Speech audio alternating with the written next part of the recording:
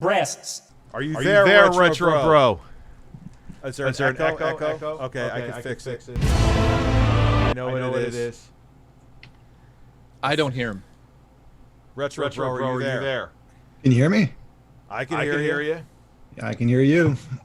Can you hear me? Zero echoes. Yeah, I hear both of you. I got rid of the echo. I got rid of the echo. Ladies and gentlemen, we have the Retro Bro here.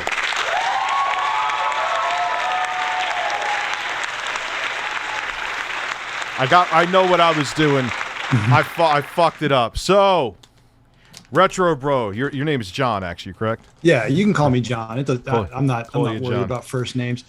Hey, am I crazy or am I supposed to be seeing your screen right now? No, you're not supposed to be seeing my screen. We're just doing it live. We're not seeing Jay. I'm fixing that where we could see people, but that's not going to be until tomorrow. Okay, because I just see your Twitter right now, so I think that's your Twitter. Well, you could go come to my Twitch if you want. You could see on Twitch if you want. Let's do that. Yeah. By the way, you guys both sound as lovely in person as you do when I'm listening to you on stream. I know my voice is smooth and can make anybody hard. Thank you. I made a girl. Yeah, well, we won't talk about that, but thank you about that. Yes. So I actually, Rich, before I got a pretty good idea what we're going to talk about, but I was genuinely curious. So when you had invited me on, I wasn't going to come on. I really wasn't because, I had my expectations of what I might expect. And I talked to two people and they're like, no, go on. It'll be all right. He'll be cordial. And I'm the kind of guy that if you have a conversation, I'm always willing to have that conversation with someone. So two people that I trust in the community said, they went to bat for you essentially and said, go talk to him. He's a good dude. He'll just want to talk. So here I am. But I am curious, out of all the people who talk shit to you online, because I follow you on Twitter, so I see it. Why did you invite me on? You were one of Tommy's closest allies. Like, if there was only one other person, that would be DJC Studios, and I was debating on which one of you went closer to smelling Tommy's taint. So, I think DJC got closer to the butthole. Got closer to the butthole. Yeah, he was. So what got you involved? He could come sniff my butthole. I just showered. What got you involved with Intellivision, and what? Well, we'll start with that. What got you involved with Intellivision? Did it smell like pepperoni, by the way?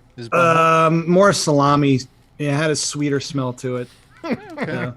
Thank you. I wasn't interested in the Intellivision at first. I watched from afar for a while. By the way, if I'm blowing your eardrums out, please let me know. I'm not used to Zoom. Mm-hmm. I can always turn my mic down. You're fine.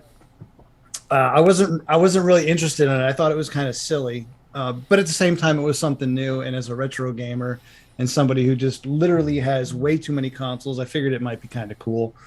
But I was kind of a wait and see guy on it. So I did my very first video was back in like 2019 where they did that demo where it was like that weird sizzle reel that they had. And I kind of reacted to it. And I'm like, I don't know who this is for. It doesn't make sense. The game seemed too cheap. But on top of that, I hope it succeeds because I don't want to see people fail, right? Because at the time, I actually owned my own business at the time. I know what it's like to own a business. It sucks. It's hard. I didn't want to see anybody fail. So kind of followed it from afar again. I saw Smash JT, who I've been friends with for years. He kind of got on board and he did, the famous Ferrari ride and whatnot. And I was like, this is kind of silly. And then one night I was just streaming and I was talking about it and I happened to clip that part of my stream out and I was kind of dunking on Intellivision. And guess who shows up in my comment section the next day? Mr. Tommy Tallarico. Of course he did. Of course he did. So he was cordial and he's like, hey, email me. I want to talk. Now, keep in mind, I didn't know about his track history that he went on smaller YouTube channels. I'm like, well, this is interesting. The guy wants to talk. I'll talk to him. Sure, why not? I don't know shit about Intellivision.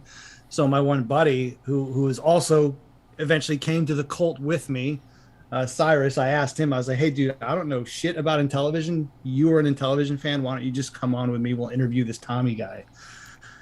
So kind of came on the show, said what he always says, and we were off to the races after that. Yeah, but what got you really smitten with the whole Intellivision brand and the product? Like, why? Where did the strong dedication come from? That was, I noticed it with other people, and it was bizarre too. Like, what made that happen with you? It's Rich. It's so. I think it's a little different for me because a lot of these guys who are still plugged in and are still really on board are like huge Intellivision fans from back in the day. Especially DJC. Like I have to clarify one thing before I move on with the DJC thing. My jaws hitting the ground. What's so funny about that is, for those that don't know, this guy does not play new games. He plays Intellivision games to this day. So I know there was like this whole thing like, oh, that possibly, Finnegan Fox, no way it looked good. For DJC, it looked good. Promise me when I tell you. It looked good when he saw it because he's not used to that. That's new for him. So because this guy literally plays Intellivision constantly. That's what he does. He doesn't play. I think he plays like Sega Genesis sometimes. So he was not, as crazy as that sounds, he was dead serious. I don't buy it, dude. There's Genesis games that look better than Finnegan Fox. like, come on. I mean, it's fair. It's fair. He's like hyper, excited about everything that he does on his channel. But you might be right. I can't tell you what he's thinking, but it did not surprise me that he would think that game looked good. Now, okay, going back to the whole what sold me on Intellivision, for me as a content creator, which I failed miserably at, as you stated previously, for me, it was like, hey, this is something I can cover. Maybe this is a chance for me to maybe kind of grow my channel a little bit. I knew it. And it was, and I've said this before, Rich, by the way, it was one of those things where I was like, no one's really covering this. There's no big YouTubers covering this. I was genuinely excited about being involved in a project that was a new video game console. So I believe you. That's kind of why I became on board. And then Tommy, as Tommy does, was I wish if you had the camera on, I would be quoting my friend. He was my friend. Air quotes you're doing is what you're saying. Exactly. Yeah, I was going to ask how you feel about Tommy now, considering what's I haven't talked to Tommy in probably since, I want to say, April or May. Now, did he just disappear on you, or was there some sort of chat that happened? Oh, well. Please explain. Yeah, because like the real question I have is just, how did he treat you guys after it fell apart? Did he apologize to anybody? Did he say, I led you on this path? Tommy will never apologize to anybody. So did he? Hold on, everyone. He's Quantum TV then. No, he will. Listen. He will not. He's incapable of doing that. Yeah, and one of the last conversations I had with him, one of the last conversations I had with him, I was brutally honest with the guy. And I told him, I said, Tommy, like, you never once, all the shit I repeated to you, I said, you never once came back and said, hey, I'm sorry for doing that, or I was wrong. Because I outright caught him in a lie. He lied to my face, and I called him on it personally. Well, what was the lie? The lie was that all that money that they had collected for pre-orders was in escrow. And then it came out that it wasn't in escrow, that the company had spent that pre-order money. Mm-hmm. What a fucking unbelievable. I knew that happened already, but oh wow, continue. Well, I was gonna. Can I just interject with one other question here? At any point during your whole campaign to support the system, did you ever get a feeling on your side of things that shit was going to hit the fan before it did hit the fan? Yeah. No, there was quite a few times. There was quite a few times that I felt that coming. How far in did you realize? So I was probably the last delay where they didn't give a date. So that was last summer, the summer of 2021. I was kind of like, this is not going so well. But I wanted to maybe the haters were wrong, Rich, which is ironic because Rich, that was around the same time where you kind of said, fuck it. When they brought the price up to the console to $250 and I saw Finnegan Fox, I was like, this is insane. I thought the price of the console was already $250 when you interviewed him on your channel, wasn't it? That's when he first started bringing. That's when he said that he did market research. But what I'm saying is, once he brought up the price, and then I saw Fitting and Fox, that was like their new Sizzler reel. I'm like, you're charging $250 for a console that's going to play games like that? I'm like, nah. And he actually, Tommy came on. He was pissed. He came on. I remember and that started, stream. and he started to like getting defensive, and he's like, "No, that's because." I'm like, "But Tommy, why would you show a trailer of a game that looks terrible if you're saying it needs more work? Because it's like it's better to see something than nothing." I'm like, "No, that's awful. That's an awful take." So what was the just to follow up? What was the sort of argument you had with him? Like we didn't finish that. You said to him like, "Hey, dude, I'm going to tell you the truth." How did he react to that? It wasn't more of I'm going to tell you the truth. It was I'm going to tell you how I feel, and you lied to me, and what are you going to say about it? And it became about at the moment it became about him. He made the entire conversation about him. Well, I've got this, and I got to do this. I got to deal with that, and I was doing this, and I'm like, Tommy, you're not addressing the problems I had. Like, I went to bat for you guys. I told him, I said, Tommy, I look like an asshole for you for like 6 months to a year. And it was about him. You chose that though. You chose to do that. That was like, that's the other thing I was going to ask you. Why were you like white knighting for Tommy because and defending him? Because at the time I didn't think Tommy was manipulating me. Really? Yeah. No, he gaslit the fuck out of you. Well, it's one of those things because it's weird, man. Like, I could go back and, without getting into too deep of personal conversations, things that were said to me, or he would send like a group chat or like a one chat to several people. And it would be like, I'm trying to think, it would be like, man, it's a shame that so-and-so was saying this. Oh my God. Really? I wish that someone would come out and make a video. Wouldn't it be great if somebody would come out and make a video? Unbelievable. Such and the first couple times the first couple times he said that to me, I was like, he's just talking to me like he's talking to me. Yeah. Then I saw a trend, and then after a while I realized he wasn't just sending that to me, he was sending it to several other people. So did you have a group chat of sort of Amico people, and he would come in there and be like, "Hey guys, how are you?" And you interact with them? I had a private chat. There was like a Twitter DM that's another YouTuber had mentioned. I wasn't in that one. I think I was for like a week, and I left because there was like fucking 30 people in it. I didn't need my phone blowing up several times a day. So basically, he's doing the same thing Darkside Phil does. He's implying something, hoping the audience picks up on it and takes care of it for him. So he's essentially saying to you, "Hey, I don't like what this guy's saying about me. I wish somebody in the community would step up and defend me." He was using smaller YouTubers, and yet he never stood up to defend anybody else. I'm not familiar with Darkside Phil other than him leaving his camera on and cranking one out. Everyone's familiar with that. But yeah, that's right. It was a pivotal moment in my life. but yeah, that's exactly what he did. Yeah, that's so. I know exactly. I just want to get this out so I don't forget.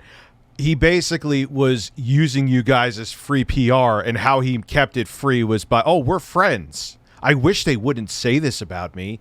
Gee, I wish someone would make a video. You're my friend, right? That's essentially what he did, is what you're saying? Yeah, absolutely. What a piece of shit. What a piece of shit. So, yeah, I saw that for a long time. He tried to do that with me, and when he realized... I started off with the Amico. I'm like, look, I'm not going to go into this and be a pessimistic prick, because everyone says which I am. I am a pessimistic prick because there's a lot of negativity in this industry. So I'm like, all right. And I wasn't starstruck by Tommy, but yeah, I was like, oh wow, I used to see this guy back in the day with I forgot his other name on that show. Victor Lucas. Mm-hmm. Victor Lucas is like the nicest guy on the fucking planet. He is. All right. I'm actually friends with Victor, like big time. So yeah, he's a great guy. He's so really I'm like, nice. all right, whatever. And and I had Tommy on the show a couple times, and it's painful. That went well. Yeah, it's. I rather shove this bird up my ass. I don't know if RetroBro could see this right now, but I'd rather have this bird up my ass than it's a have large bird, Phil. Or, yeah. Than to have a conference. Like, it's a large bird, Rich. I don't know why I called you Phil. Too many Phils on my mind. I will. What you did to me. And there's Phil. Yeah, there's Phil Adam too. We got to talk about all that. I think you're thinking Oh, about. we'll get into Dark that. Side, Don't worry.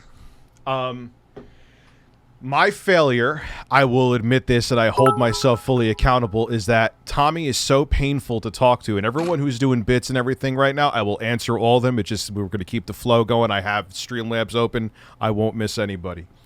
Is that I just wanted him to shut the fuck up. It was inexcusable. I should have done my job and did an interview, but you know Tommy, when he gets on a tangent, you could be there for 6 hours talking to him, and you may have gotten 2 words in. It's almost impossible to get a word in without literally telling him to shut up.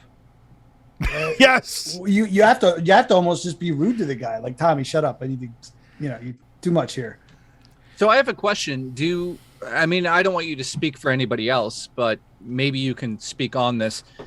In terms of the community and all that stuff that was built up for the Amico, are you seeing a lot of your friends in that community very upset with Tommy, or what's the situation behind the scenes in terms of Tommy basically using everybody? Well, Tommy disappeared, but as far as like those friends, again, I do the air quotes. The ones who are still Tommy's friend, air quote, are not talking to me at all. Oh, wow. So there's even a divide in the community now, because the people that are sort of awake and see what he has done have been sort of kicked out of that group. There was a reason why they called it a cult. Okay. And the thing that baffles me is, why was the cult so strong? There wasn't even like a true product yet.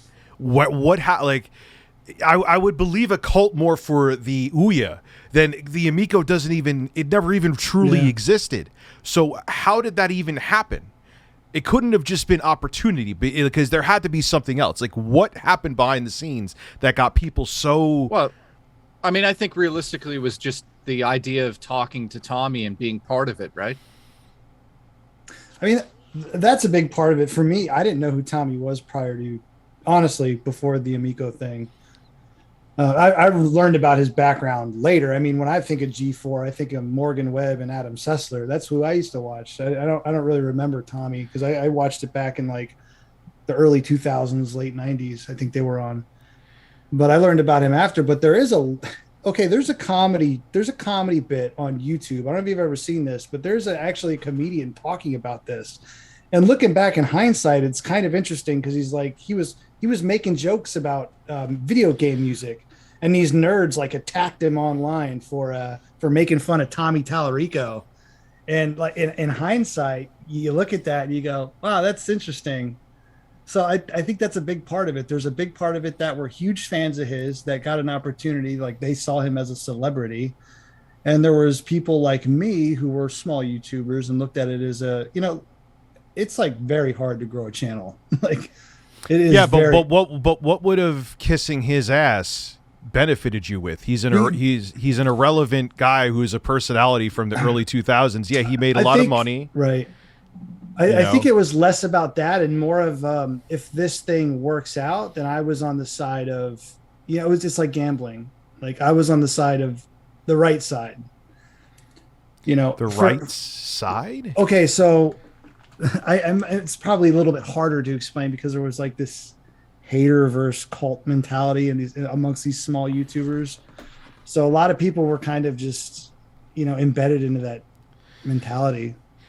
But you even went to a point though where you were defending Tommy. You can't, like, you even went after me. I think I was critical of Tommy one night, and I don't know if it was a DM or it was public. It doesn't matter. You said it, where like my family should be ashamed of me. And where did that come from? It was bizarre. I said, I'm glad you brought this up, because I did want to address it. Okay. The direct quote, you had said something to Tommy, and I had said something of being disingenuous. At the time, I thought you were being disingenuous because I thought you were friends. You were quote unquote friends with Tommy. I thought you guys were cool. From what he told me, Rich is a good guy. He's on our side.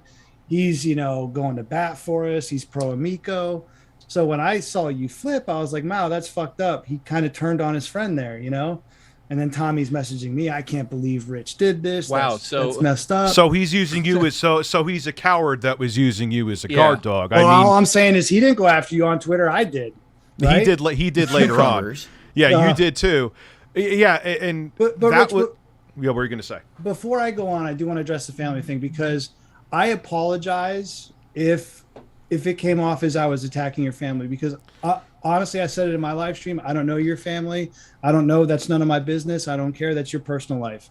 My thing was, it was like I've said it before. You see it like a crackhead on the street, you know, like, oh yeah, I bet your family's proud of you. You know what I mean? It wasn't meant to be a jab at your family, but I can see how if it was taken that way, and I do apologize for that if it was taken that way. Because that was not my intention to do that. I was not trying to like involve your family or anything like that. I'm not that much of a prick. I don't know. Are you looking at the stream right now? No. Yeah, I have it up on my phone. Okay. Because you have I'm going to show you something. You kind of have a trend of going after people during this era. Yeah. Yeah, that was the anger got a hold of me. But I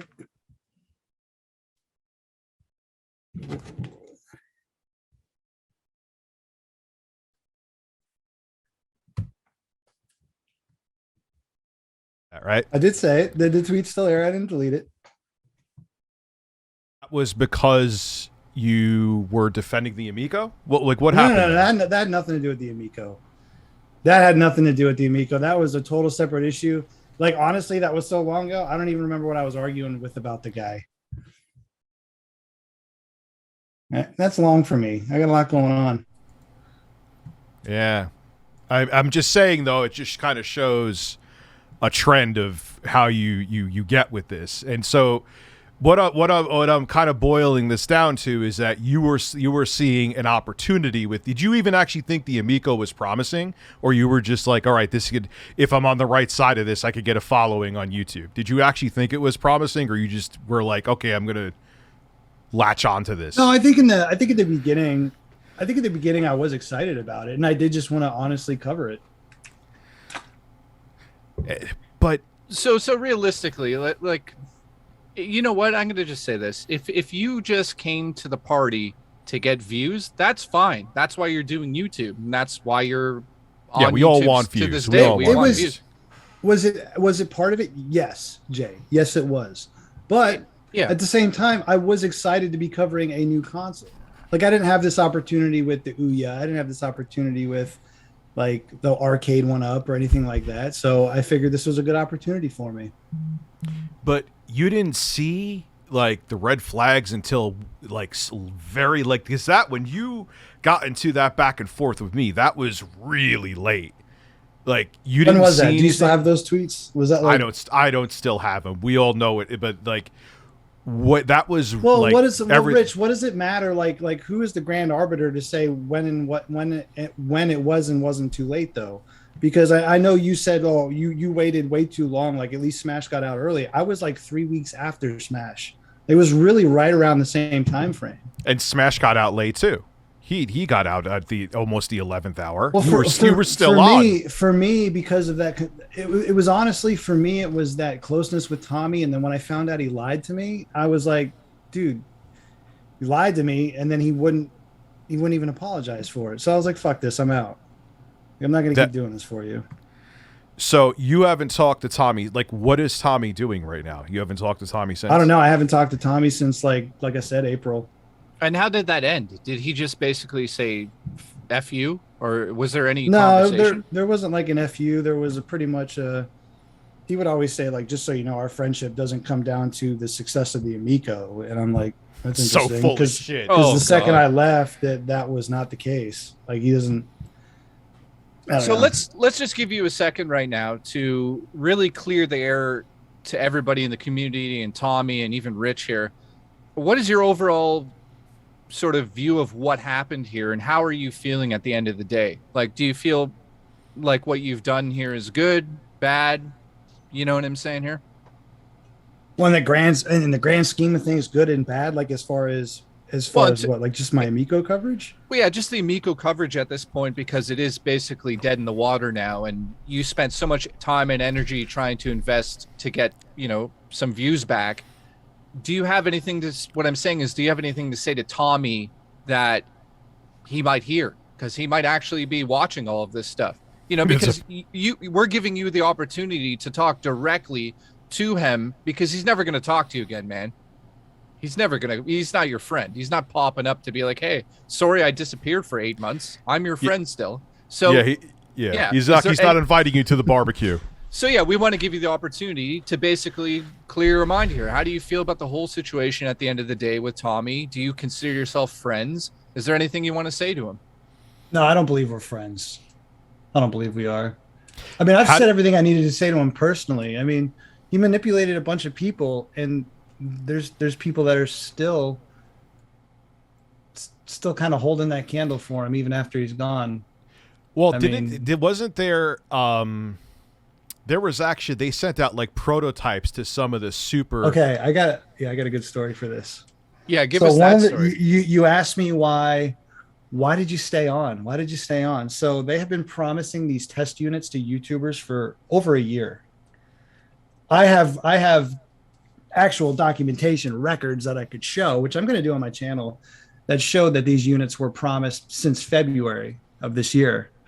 Actually, I think it was March 5th is the date I have. So you stayed on the Amico bandwagon and hurt your credibility because it may get you a prototype? No, I had left. For me, when I found out he actually when I found out he lied to me, I didn't care. Okay. I didn't care, because up until probably spring, when I found out about the escrow thing, I honestly did not think he lied to me about anything. I had no reason to believe at the time. Like, there wasn't undeniable proof that he had lied to my face. Mm-hmm.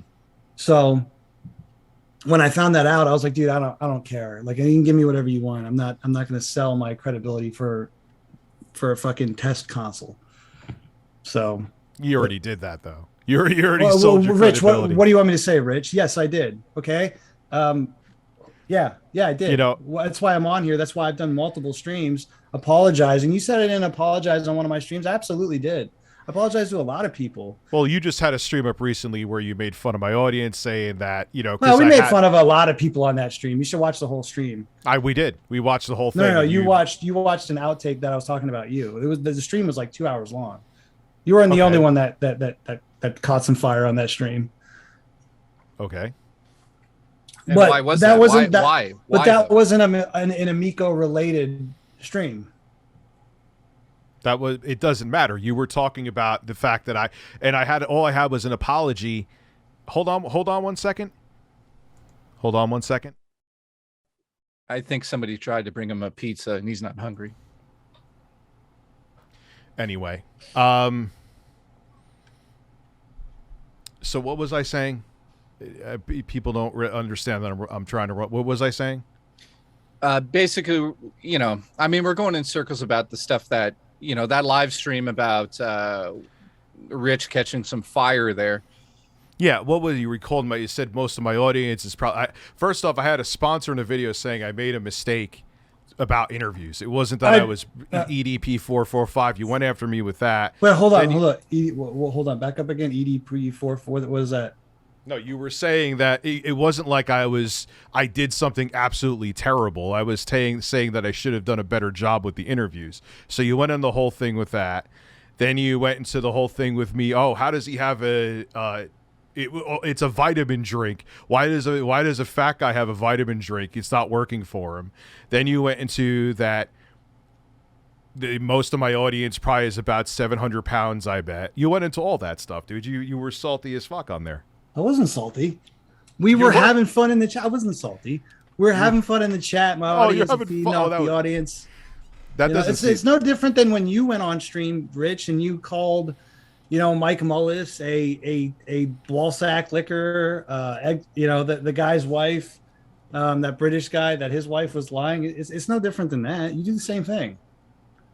Who did I call a ball sack liquor? I can tell you. Hold on.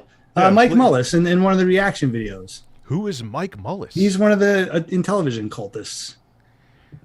Oh, well, I called him a ball. Well, I'm sure I did call him a ball sack licker. But it's about the context of what you were going after. Where did that video even come from? What was the, not attack? I won't use attack because I do the same thing. But what spurred that video? Because I had that thing up about Tommy in my interviews. No, I think probably someone in my chat probably brought it up. Yeah, because I had recently uploaded a video. It was like a 10-second clip of you saying the RetroBro go fuck himself. And that I had just uploaded that because I thought it was funny.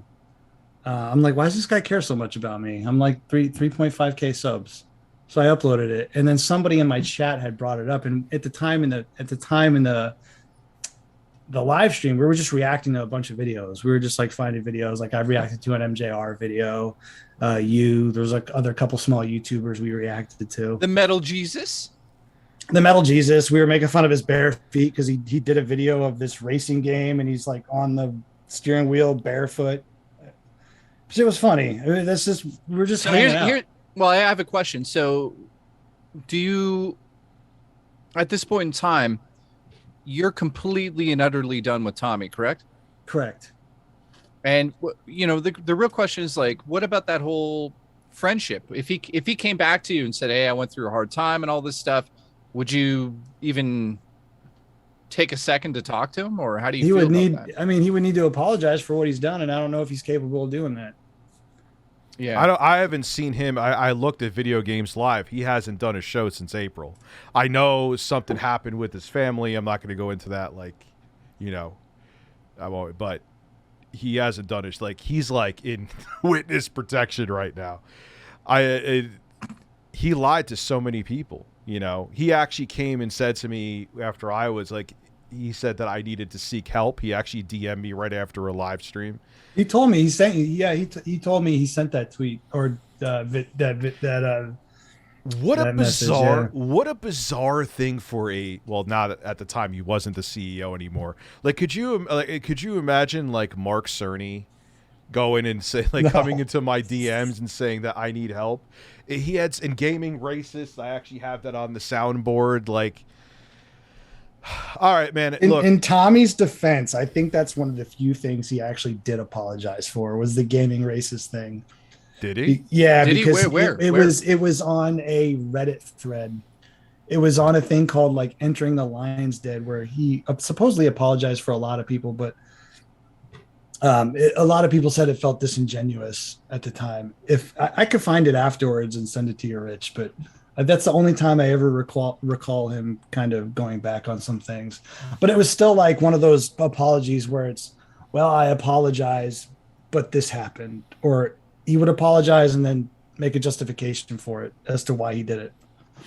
So Phil Adam, he took over as CEO there. You said you have some stories about him because I found out he was also part of the Coleco Chameleon crowd, which... Ooh. Yeah, it amazes me. They're like, oh, but he had nothing to do with it doesn't matter. He was part of it. And you have another retro startup and you're actually going to hire a guy who was part of one of the biggest retro disasters ever. Anyway, like what do you know about him? He like puts out a statement like once every 6 months in the middle of the night that tells you absolutely nothing about the Amico. Like, what is the future of the fucking company now? Like they're probably not coming out with the console. Not probably. They're definitely not coming out with the console. What are they doing? Do you know? I have no idea. The only thing I knew is they were supposed to be building these units by hand because they don't have any money left. So they were supposed to be building these units by hand, which by the way, I don't think they did. There's theories that these are videos that were consoles that were pre-existing and they just sent them out to YouTubers. Their idea was to send these out to YouTubers so they could get them to stream, pro Amico folks, get them to stream it so they could essentially rope another investor into money so they can go to manufacturing. It's so pathetic. So, and you know what? And the saddest thing is that look, it had a slim chance to begin with. I said that from day one when Tommy even first came to me, but it was his ego that completely destroyed it. And I hope in the end we'll end the interview here that, you learn to. I learned this lesson a long time ago. You know, it's not that I'm a smart dude. I've been gaslit by people, and hopefully from this, John, you learn to do a double take no matter who it is, because there's a lot of people out there, and this is just a saying, but there's a lot of people out there looking for useful idiots and to look to trick them to just get what they want. And he basically used you guys as like a free PR team and just hid by, oh yeah, we're friends, don't worry. Well, you know, it's funny.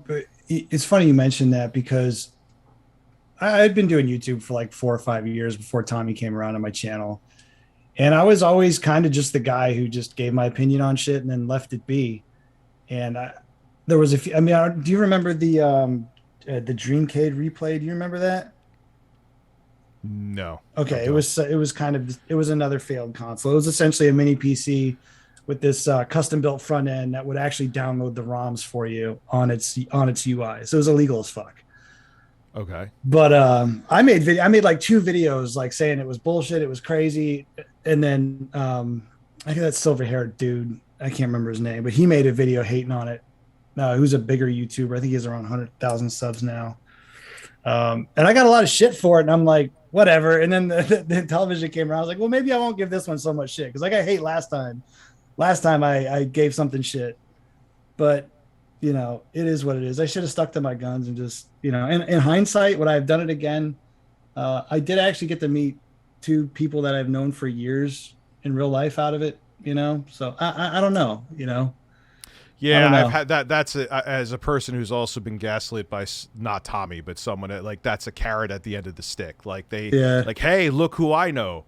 No, I meant people that I actually have known for years. Like, okay. Yeah, that I've got to meet because of the opportunity with like Crayola. Oh, I get what you're saying. You've made some genuine friends, is what you're meaning. So. Correct, and that doesn't excuse everything that's been done as far as like what Intellivision did with lying to investors and all of that. So, you know, but I guess that's the silver lining, you should say. And I did want to address something, Rich. The whole sponsor thing. You had mentioned that earlier, because that was one of the things I had mentioned. That was not my intention. I went back and listened to that, and that was a bad look. I do apologize for that. And my audience would never contact a sponsor. Like Cucumbers. my audience is so small, you know, and they would know. Like I would definitely. Yeah, you actually reminded me. I forgot that you did that part too, because I'm a pothead. But yeah. Well, no, I wanted to because that was a bad look by me, Rich, and I do apologize for that. Yeah, and like I said too, like if it was an apology video where it was something serious, I wouldn't have put a sponsor in there. It was just me saying I fucked up with interviews and I'll do better next time. So. All right, John, thank you for coming on. Hopefully from this whole situation, you learned a lesson that, you know, it's a life experience, and I've tripped across people like Tommy in my past before, and just learn from it. It's the best thing that you could do. Thanks for having me on, man. I appreciate it. Give me some No time. problem, John. Have a good one.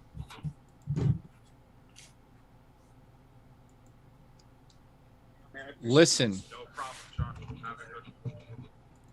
Listen. Okay. No, I wasn't reporting him. I was just removing him.